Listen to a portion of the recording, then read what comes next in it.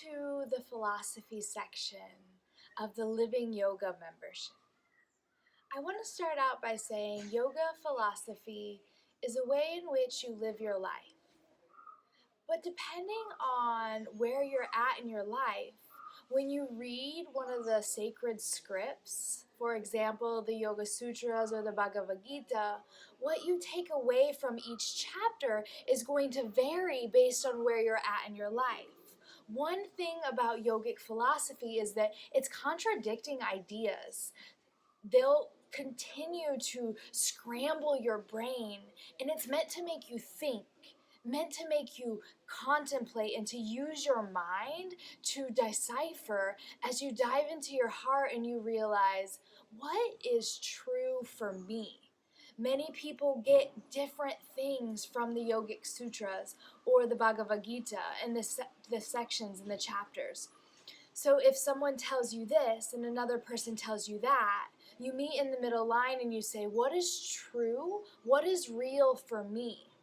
And one amazing thing about the Yogic Sutras is that just like our yoga practice evolves and changes over time, the same thing happens when we read the Bhagavad Gita over and over again. I've read the Gita over 12 times, listened to audiobooks, studied different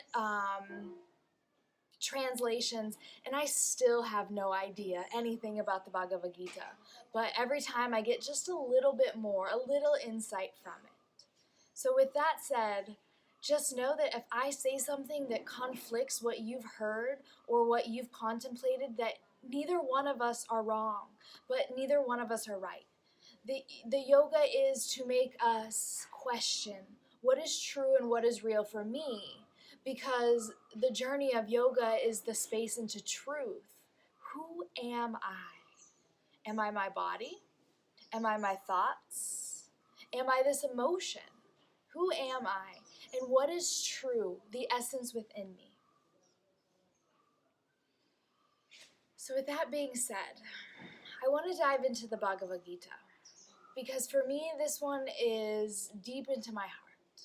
The Yogic Sutras is more about how do I transcend from this life? How do I reach enlightenment in this place?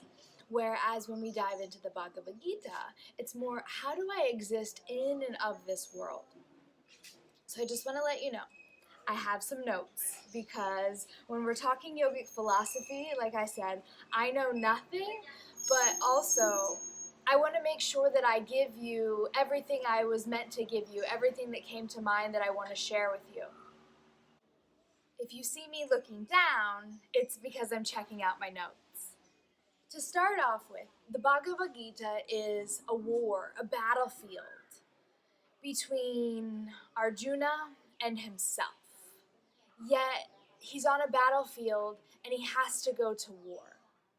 He is asking his friend, his spiritual teacher, Krishna, for the answers, where Krishna in the concept or the context of this book is God.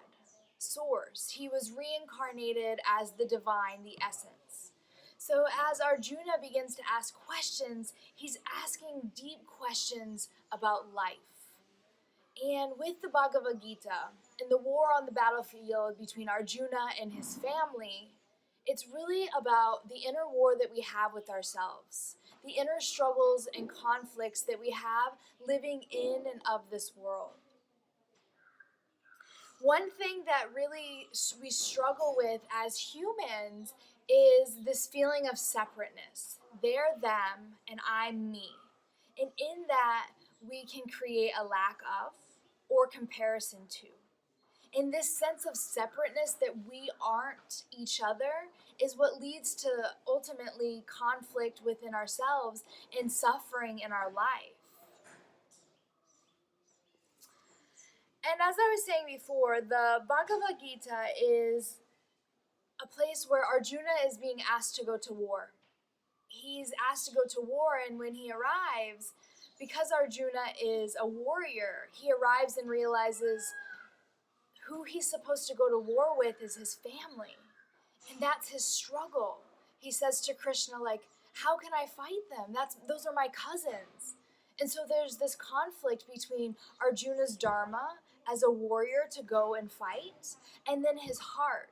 He has this conflicting interest because his mind and his heart are telling him two separate things. And he says to Arjuna, like, how am I supposed to fulfill my dharma? This is my family. And in that, it's like, well, what is family? And then we go into even deeper concepts where some religions or philosophies will say, like, war is wrong. You shouldn't be going to war. That's not right. And so it stirs up a lot of questioning that Arjuna has to do.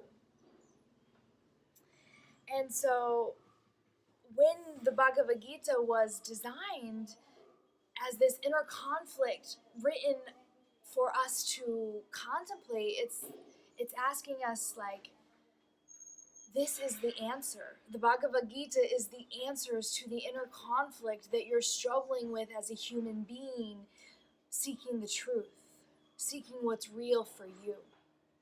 One really good example of the first chapter, chapter 1, that sets the stage. Like, here we are, we're going to war, yet I don't know if I want to go to war, not with my family. And so the Bhagavad Gita is the layout for us of our inner human conflict, and the Bhagavad Gita is the answers to the conflicts that we face as humans. It's the bridge from humanness to spiritual truth or self-realization. Chapter 1 is the inner dilemma, setting the stage of war between what is right and what is your dharma, your truth. And one really good example of this is, say, for example, a mother. She loves her child deeply and unconditionally, but sometimes she has to discipline her child. And that can cause inner conflict because her heart's like, no, I don't want to hurt my child. But it's her responsibility and her role to take care of her daughter or her son. And that may mean tough love, where you have to discipline them, because that is what you have to do as a mother. And it's not always easy. In the same way in chapter 1 that Arjuna is like, I can't go to war with my family, yet it is his obligation as a warrior to stand up and fight on the battlefield. This is my takeaway, my reflection on chapter 1 and the entirety of the Bhagavad Gita, is that this is this inner conflict with ourselves. My invitation for you is to read many different translations of the Gita and see what's real for you. But after this session that we share together, journal. What are some underlying conflicts that you have, where your heart is like, no, I don't want to do this, but it's your obligation? One thing that just came to my mind right off the bat right now actually was, as a friend, are you obligated to tell your friend that you found out her boyfriend was cheating on her? This is something where there is no right answer. Some people would say, yes, you have to. Whereas other people would say, that's not your decision. That's not your business. And so there's this dance of what is right and what is wrong. And what is your obligation as a friend? What is your obligation as a mother? Or whatever it is you do for your work. Contemplate. Where are those conflicting ideas where you could see a dilemma in your life? And I will see you soon.